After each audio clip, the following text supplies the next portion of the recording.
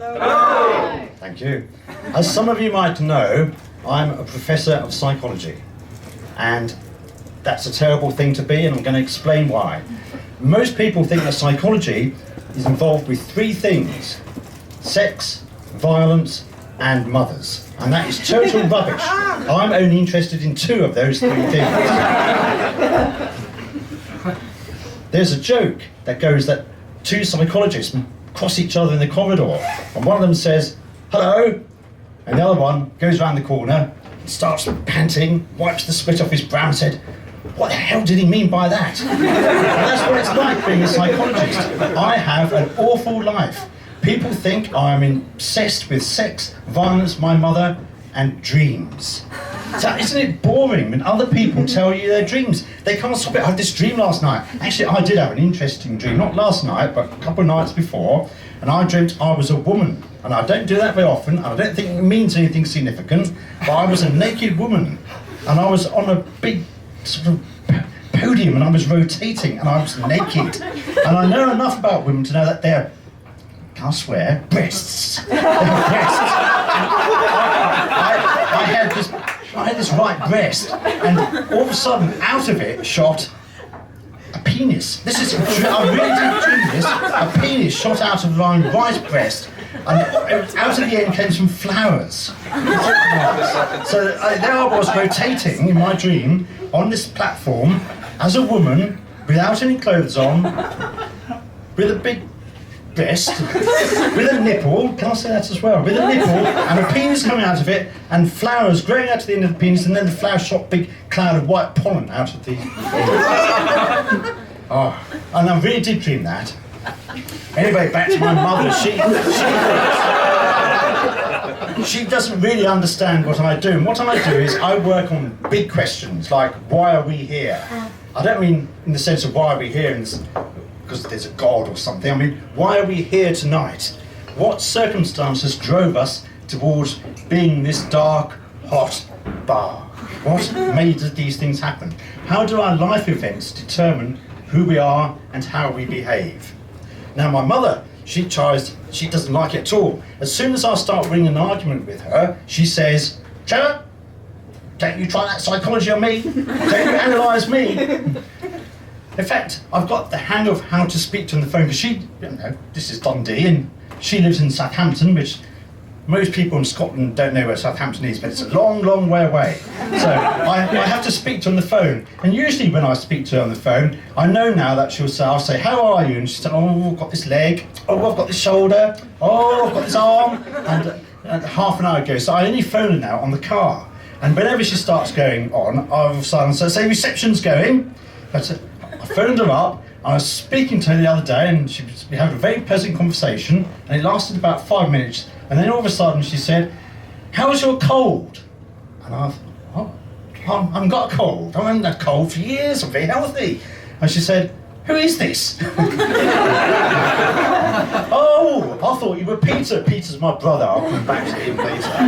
So I work on why we're here. And that's mathematical. It's quite mathematical theory. People don't understand that psychology is about statistics and maths. It's a real science. It's hard science. It's hard in physics and biology and all the others. It's the hardest science there is. So we do these things, and people don't appreciate how difficult it is. So I look at catastrophe theory and how that affects our behaviour. How we can suddenly, some unexpected events can have big consequences for us later. So when you came here tonight, I don't know how you bought your ticket. You might have been wavering a bit. You were outside and you were thinking, "Oh, shall I go inside and listen to the great Trevor Harley speak?" And you're in here and you're happy and good things are going to happen. Or maybe if things had just been a tiny bit different, you thought, "No, I don't like Trevor Harley." You turn around and go to the road and get flattened by a lorry, and it serves you right. And these just have big consequences for our lives. So what does make us how we are? Now, I'm here because my mother said she doesn't know how I happened. I did ask her about why am I here, and she started saying, "I don't know. When I met your father, I was very innocent. I know how your brother got here, and I have some idea how your sister got here, but I really don't know how you got here. So I've started imagining all kinds of scenarios, and none of them quite pan out, and I keep on thinking, no. And occasionally she says things like, and your father was disgusting. I think that must be my brother bit, I don't know. So how do I... So she doesn't know how I get here, so she's not much used to how I map out the causes of my life. She does have some wonderful little sayings, some pithy little sayings, and she has an idea about how children should be brought up, and it's very strict because she's fossilised in the 50s, and in particular for her, she doesn't like trousers. Trousers remind her of men, she doesn't like men, and trousers have germs on them.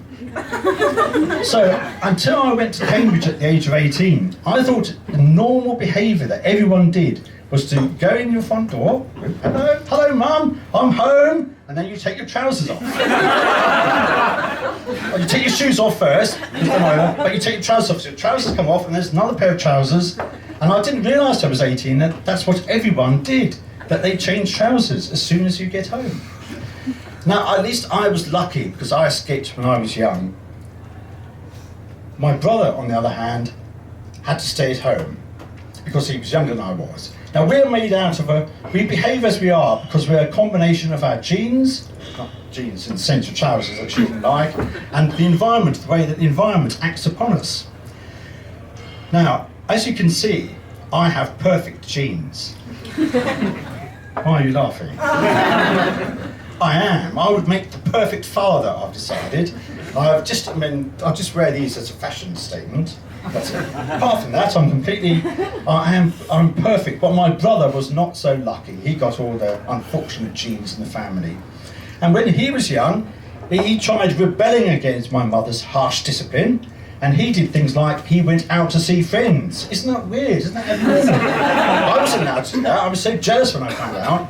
And so one night he went to see his friend and he passed curfew hour. And curfew hour was 10:30 exactly. And at 10:31, my mother phoned the police. Because she wasn't going to have any messing about. And, she knew how to discipline people. So the police came along and they went to his friend's house and they knocked on the door. And they said, is Peter Harley there?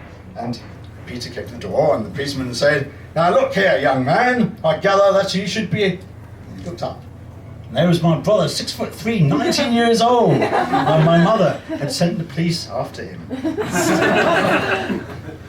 So you say, given that my family background is so odd, how am I so normal? Stop laughing. As well as having perfect genes. So should anyone want a father, I am your man. Perfect genes. So, how can this be? How can I be so normal when my upbringing was so weird? And the answer is because the studies have shown that in fact it's not your family that makes much difference. You act as you do mostly because of your genes. Of course, you share your genes with your family, but clever scientists can work out the different effects. So the genes account for half of the way you are. About 40 to 45% is made out of the effect of your peers, that's the people you go to school with. And the other 5% is my mother. Don't worry, she affects your life too as well. So that 45, nearly half of you is made up out of your friends at school. They affect why you are, and the schooling environment affect why you're here now.